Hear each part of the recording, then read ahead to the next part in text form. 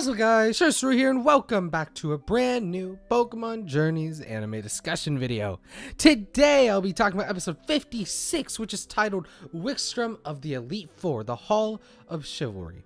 With today, Farfetch'd gets more of his needed development, and now it feels like Farfetch'd is starting to gain more character. This episode started with Ash and Go fencing with leeks. Ash wanted to train more with the leek so Ash can get better with a leek just like Farfetch'd could, to try and become more as one with Farfetch'd. After Ash embarrassed Go, we see Farfetch'd destroying more stones in the Cerise Park.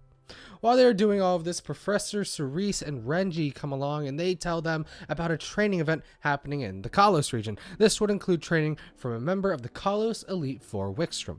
They head to the Kalos region where the training would be held, and they meet WIKSTROM at the Castle of Chivalry.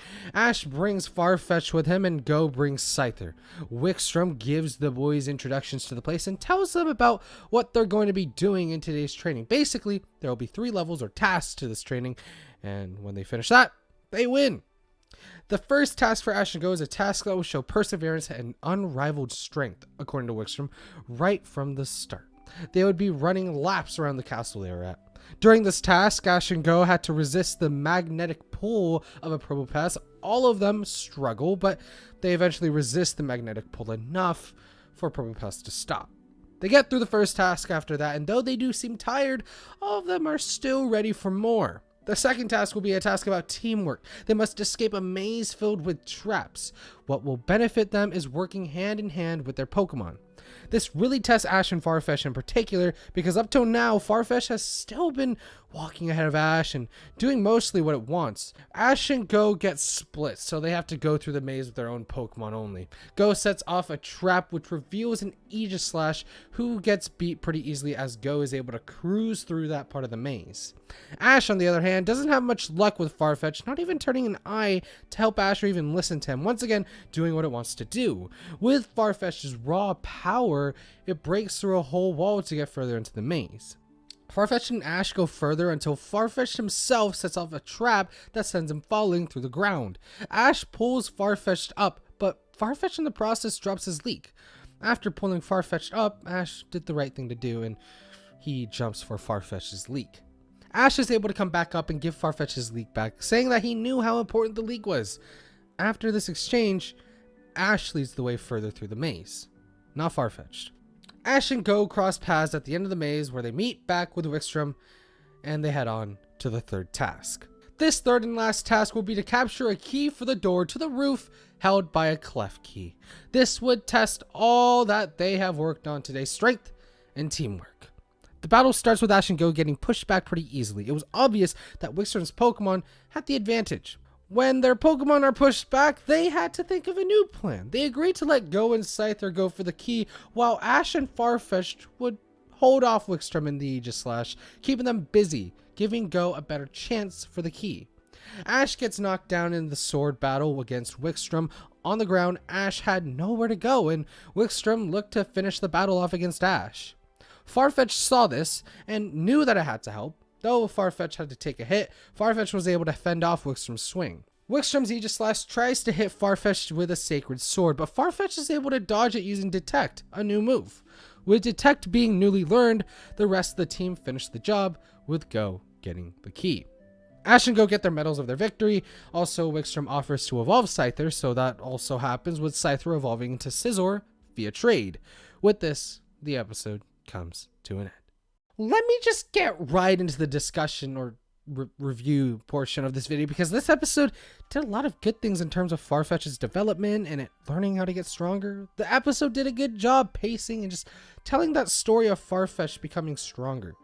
At first, Farfetch'd was acting like it was in episode 51, where it would be aggressive and reckless and sometimes ignore Ash's defensive tactics whenever they happen. Even though it got beat by Gallade back then when it tried to go on brute force, it still tries to do the same thing because, well, it has gotten stronger. This episode shows that it isn't obvious just for one person that Farfetch'd could be stronger. with just some little tweaks to Farfetch'd. He could have been a better warrior, or as in this episode, a better knight. This is what WIKSTROM saw, and note, this is super similar to what Rinto saw back a few episodes ago. Heck, it's probably the same thing. I'm glad to see that Farfetch'd was able to close that gap between it and Ash. It felt like there was some sort of gap that just blinded Farfetch'd. You know, tunnel vision, Rinto was talking about it, and doing what's the most aggressive or reckless. This was easily seen in the maze, breaking through the wall even after Ash said they should turn around. Also, not even batting an eye when Ash fell for a trap or even for anything Ash was calling for. At this moment is where that gap became smaller. Ash saving Farfetch'd's leak and Farfetch'd following Ash afterwards. I usually say some, weird things about some little thing in episodes, but this is a big thing this episode. This part of the episode shows multiple things, not just that Farfetch'd is getting the respect for Ash. No, not just that, but that's still an important part of this episode. Here, Farfetch'd realizes something. I mean, you may be asking, what in the world could he have learned from just Ash saving his leak? Well, one, he can learn to have that respect for Ash like I was talking about earlier. Saving something so dear to him is probably something that gained that respect. The sign of respect that Farfetch'd showed after that was just following Ash instead of taking the lead. Not only that though, but also that whole sequence shows how important that leak is to Farfetch'd right now. Yeah, most of us, if not all of us, already knew that Farfetch'd saw the leak to be really important, and some of you guys are probably being like, why does that matter? Why does that matter, Des? But I think this scene just shows a big weakness to Farfetch'd. It kind of reminds me of Oshawott and how it couldn't live without its scout shop. It's necessary for Farfetch'd here. That fact was used as a development point and could lead to more in the future, also known as a weak point to his battling. A job well done, Journeys. Enough about the training portion of this episode for a bit at least. Well, the start of the episode is still training, but I'm happy to see Ash actively trying to connect with Farfetch'd. Becoming a leak master and stuff. Fencing with a leak. Over the top training is an Ash thing to do, and I'm glad that they showed it. To me, it helps visualize how much work Ash has done over the past few episodes, and it helps make me believe that a lot more off-screen training goes on than I thought. Though I wish we would get more to the battle aspect, I appreciate that it seems they're trying to make more of an effort for it. Another comment about the episode, I just found it funny that Pikachu was left behind this episode basically. But then we had that one episode where Pikachu basically was anyway, enough about that. I have some small comments to go as well. I'm glad that he notices that he doesn't take some of his Pokemon out to battle or anything, and he notices that some of his Pokemon are more battle oriented than others, such as Scyther, now Scizor. Recognizing this just feels nice because it feels like, one, Go just has that much more of a connection with his Pokemon, and two, it just feels so meta. I don't know how to put it. I mean, I keep complaining about Pokemon not getting screen time, and they knew. They just called it out. That was awesome. Another comment is that I've seen people complain about Scizor, and though I won't talk about it too much, I think it's fine. I feel like I say I think it's fine at least once every video, but I think it's fine. One, because it wasn't based on levels, but specifically on trading, and two, it's not a main Pokemon, so I don't expect a large amount of screen time, so anything goes. Overall, this episode did a really good job in developing Farfetch'd's character, and did splendidly in continuing the development from episode 51. If anything, this episode to me confirms more that we will see Rinto and Gallade again due to all the flashbacks to the Gallade fight we saw this episode. While the anime leaves me excited for that, I can say now that this episode makes me proud of Farfetch'd. Seeing it start to overcome what was holding it down, that's a good start to any Pokemon's journey to become stronger. Good episode indeed.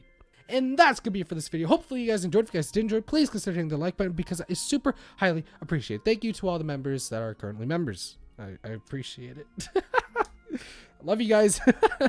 If you want to see more content like this, hit subscribe and hit the notification bell so you don't miss any more of my videos. What do you think about Farfetch'd's leak?